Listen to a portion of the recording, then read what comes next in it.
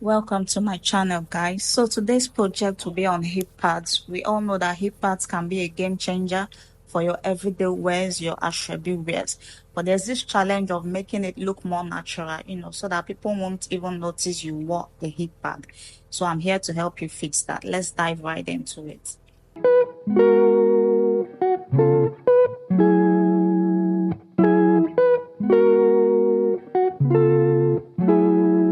Welcome back, guys. So for this project, we'll be needing your already trimmed hip pad foam and the sandpaper. We have two types here. We have the rough and the smooth one.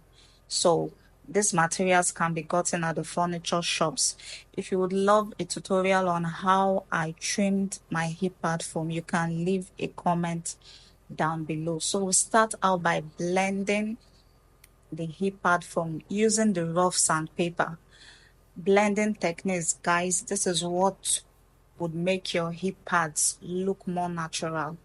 I'd already done part of this before I could remember to do a video on it, so don't mind the way my hands are behaving in the video. Go ahead and blend out until you feel all sides are evenly equal.